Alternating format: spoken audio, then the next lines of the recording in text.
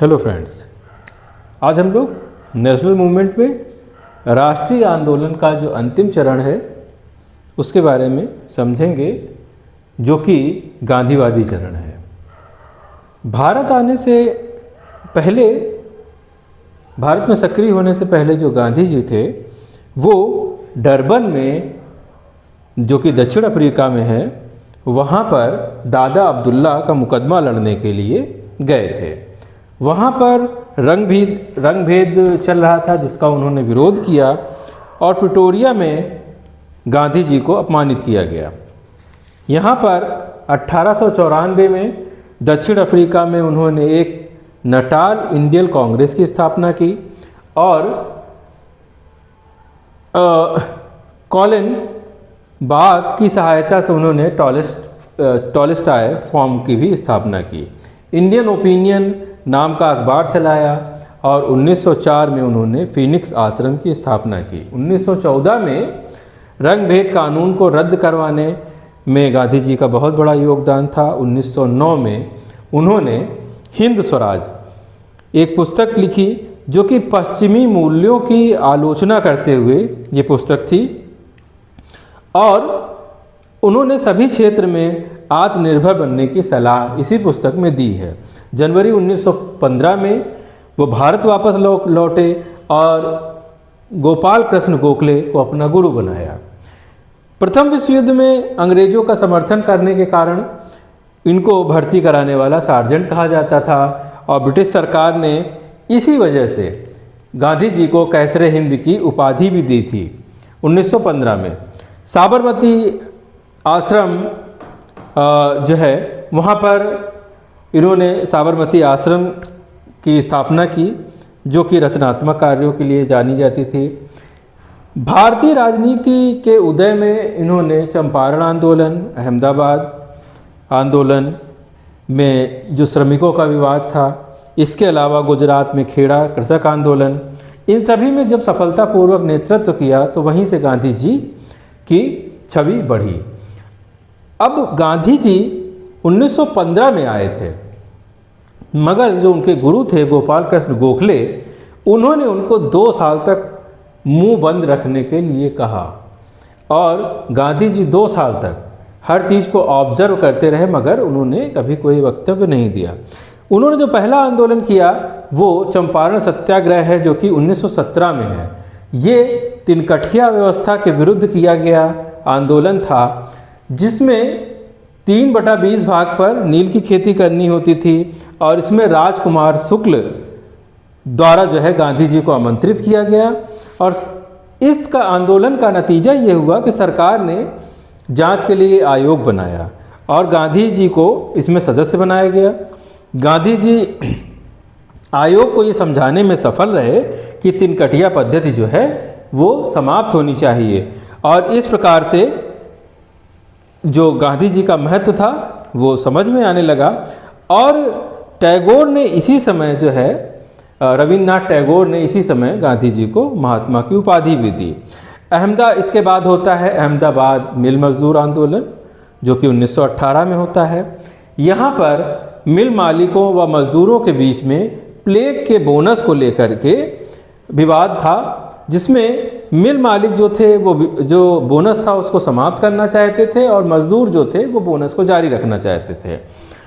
गांधी जी ने 35% बोनस की मांग की, मतलब कि जो मजदूर थे उनका समर्थन किया और ये कहा कि ना मानने पर मजदूर हड़ताल पर चले जाएंगे और सारे मामलों में एक जो है जांच होती है और फिर इसके बाद 35% जो बोनस देने की बात थी उसको जारी रखा जाता है। अम्बालाल साराभाई व बहन अनसुईया गांधी जी के इस आंदोलन में उनके साथ थे। ये गांधी जी की दूसरी सफलता रही।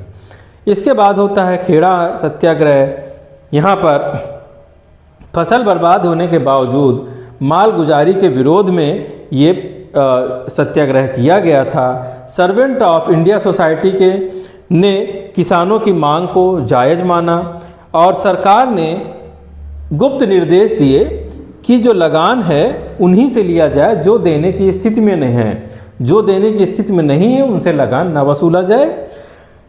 इसमें पटेल इंदुलाल याग्निक, विट्ठल भाई पटेल और गांधी जी सभी सम्मिलित थे और ये भी एक प्रकार का सफल सत्याग्रह माना जाता है।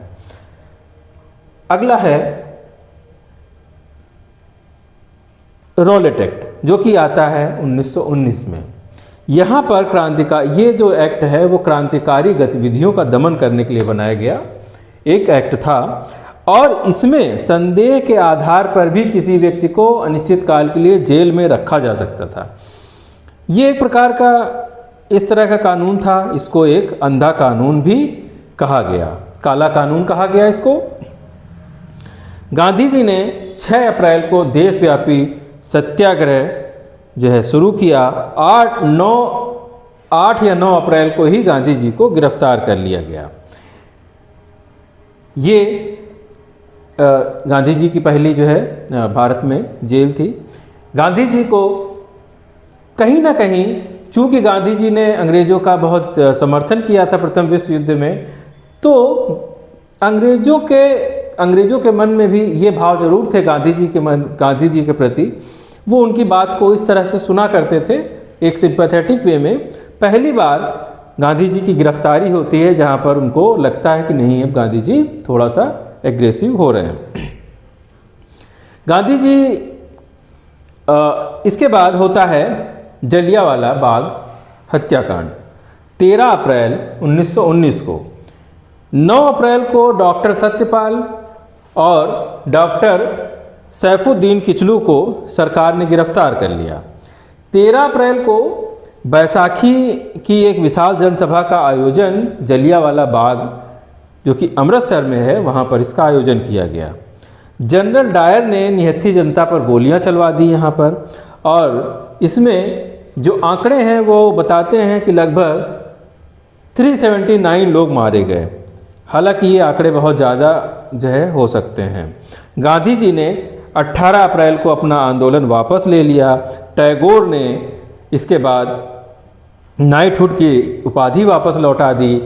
शंकर नारायण, जो कि वाइसराय कमेटी के कार्यकारिणी के सदस्य थे, वहाँ से उन्होंने त्यागपत्र दे दिया और जांच के लिए एक हंटर आयोग गठित किया गया जिसमें 3 भारतीय सदस्य थे, जिसमें चिमनलाल सीतलवाड़, सुल्तान अहमद और जगत नारायण, ये 3 जो थे वो सदस्य इस कमेटी में सम्मिलित थे। सजा के तौर पे डायर को नौकरी से बर्खास्त कर दिया गया और मगर ब्रिटेन में इनको हाउस ऑफ लॉर्ड में इनको डायर की प्रशंसा के लिए भाषण किए गए और सॉर्ड ऑफ ऑनर, इसके साथ 2600 पाउंड की धनराशि भी दी गई। ये एक प्रकार की दोहरी मानसिकता जो कि अंग्रेज़ों ने दिखाई। इसके बाद खिलाफत आंदोलन, तुर्की का विभाजन होने पर वह खलीफा का जो पद था उसको अंग्रेज़ों ने समाप्त कर दिया और इसको लेकर के सेब्रे की संधि हुई थी। भारतीय मुसलमानों सहित खिलाफत का पद बनाए रखने हेतु एक आंदोलन चलाया गया। इसमें मोहम्मद अली, शौकत अली, मौलाना आज़ाद, हकीम अजमल और हसरत रूहानी के नेतृत्व में एक खिलाफत कमेटी बनी। 1919 में खिलाफत कमेटी की अध्यक्षता गांधी जी को सौंपी गई। खिलाफत कमेटी ने 1920 में गांधी जी को असहयोग आंदोलन का अधिकार दिया। 1924 में कमाल पाशा के नेतृत्व में तुर्की जी की जो सरकार बनी वह खिलाफत के पद को समाप्त कर दिया गया फाइनली। इसके बाद असहयोग आंदोलन जो कि 1920 से 1921 के बीच में रहा, इसको दिसंबर 1920 नागपुर अधिवेशन में असहयोग आंदोलन का जो प्रस्ताव था उसको पारित किया गया था। स्वशासन का जो लक्ष्य है उसको त्याग करके ब्रिटिश साम्राज्य के भीतर स्वराज को जो है लक्ष्य घोषित किया गया।